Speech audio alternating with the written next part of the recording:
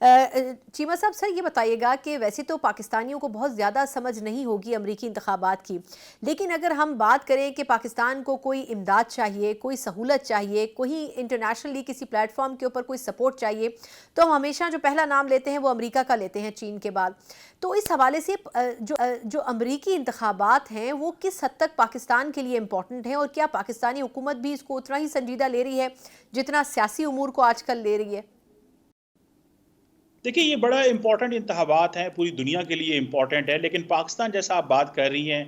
دیکھیں Donald Trump جب 2017 سے 20 صدر تھے تو انہوں نے پاکستان کی ملٹری سپورٹ اس وقت بند کی تھی، لیکن عمران خان ایک دورہ کرنے میں کامیاب ہوئے جو انہوں نے اپنے ڈومیسٹک کانسٹیٹوئنٹس کو اور عوام کو بتایا کہ میرے لیے بڑا امپورٹنٹ ہے اور پاک امریکہ تعلقات کے لیے بڑا امپورٹنٹ ہے۔ لیکن میرا خیال ہے کہ اس وقت کیونکہ امریکہ افغانستان سے نہیں نکلا تھا تو پاکستان کی ایک ریلیونس موجود تھی، لیکن جیسے ہی امریکہ افغانستان سے نکلا بائیڈن ایڈمنسٹریشن میں تو آپ کو پتا تعلقات جو ہیں وہ ڈاؤن گریڈ ہو گئے۔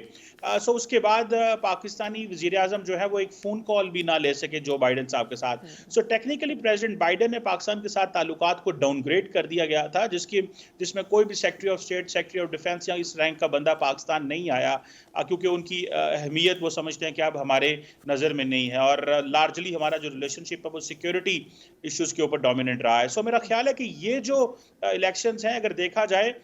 تو اگر کیملا ہیرس آتی ہے تو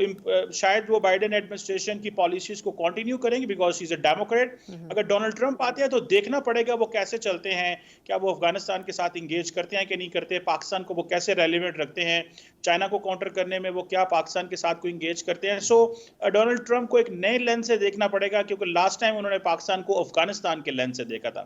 جی اچھا قمر بھائی یہ بتائیے گا کہ اب دونوں ہی جو کینڈیڈیٹس ہیں ان کی پالیسیز میں بڑا واضح فرق ہے۔ کملا ہیرس کو موقع تو دیا گیا ہے، لیکن آپ ٹھیک کہہ رہے ہیں جو بائیڈن صاحب کی پالیسیز کو آگے سسٹین کریں گی، لیکن کیا ان کے پاس کہنے کے لیے بہت کچھ ہے؟ کیونکہ جو بائیڈن حکومت ہے اس کو کوئی خاص پذیرائی نہیں مل سکی پچھلے 4 سالوں میں۔ بائیڈن صاحب کے اوپر مختلف چیزوں کے اوپر بڑی تنقید ہوئی، خاص طور پر جو ان کے انٹرنیشنل ایشوز، خاص طور پر فلسطین کے حوالے سے جو کاز تھا اس کے اوپر ان کا جو سٹانس رہا، ان کے اوپر تنقید کی گئی۔ آپ کے خیال میں کیا ٹرمپ اس وقت جو چیزیں لے کر آگے چل رہے ہیں وہ زیادہ پرو ایکٹیولی لوگوں میں ہیں؟ کیونکہ اس وقت جتنے پولز آ رہے ہیں وہ آلموسٹ بالکل کوئی نتیجہ ظاہر کرنے میں ناکام نظر آتے ہیں، برابر نظر آ رہے ہیں سارے پولز۔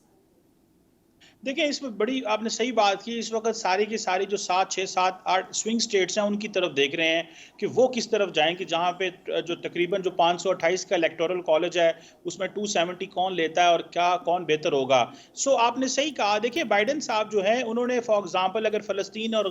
اسرائیل کے ایشو میں دیکھیں تو ایک بلینکٹ سپورٹ دی اسرائیل کو، جس کی وجہ سے مسلمانوں کے سینٹیمنٹس جو تھے وہ امریکہ کے اندر وہ بڑے ڈسٹرب ہوئے۔ مسلمانوں کے علاوہ اوور آل جو لیفٹ لبرل طبقہ ہے امریکہ کے اندر، انہوں نے محسوس کیا کہ امریکہ جو ہے وہ اپنی ویلیو سے ہٹ رہا ہے، اور مسلمانوں نے بھی محسوس کیا کہ یہ اچھا بلینکٹ سپورٹ معذرت اس دینا میں بات کاٹ رہی ہوں، ایسا ہی برطانیہ کے الیکشن میں بھی ہوا نا جب ان کی جو رولنگ پارٹی تھی اس کو بڑی شرمناک شکست ہوئی۔ یہ آپ نے بڑی اچھی انالوجی ڈرا کی ہے۔ اس وقت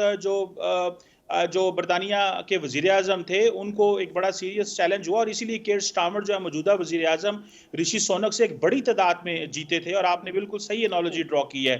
اسی وجہ سے ہم دیکھتے ہیں کہ بھلے ٹرمپ جو ہیں وہ اسرائیل کو سپورٹ کرتے ہیں، ان کے سن ان لا جیرڈ کشنر انہوں نے اسرائیل کے میں کیپٹل چینج کیا، بہت کچھ کیا، لیکن لوگوں پچھلی باتیں بھول گئے ہیں، اور وہ آج دیکھ رہے ہیں کہ ڈیموکریٹس کے دور میں یہ جو تباہی مچی ہے غزہ کے اندر اس کو انہوں نے کنڈون نہیں کیا، روکا نہیں ہے، اور پھر دین اب لیبنان میں چیزیں جو ہیں وہ خراب ہو گئی ہیں۔ جو بائیڈن صاحب جو ہیں وہ کوئی اتنی لمبی چوڑی اچھی لیگیسی چھوڑ کے نہیں جا رہے، اور دین آپ کو پتا ہے کیملا ہیرس ایک حادثاتی لیڈر ہیں۔ جب ڈیموکریٹ پارٹی نے ان کے اوپر پریشر ڈالا تو ان کو جو ہے وہ صدر کے کینڈیڈیٹ کے طور پہ لے کے آئے اور اس کو انہوں نے انڈورس کیا، لیکن at the end of the day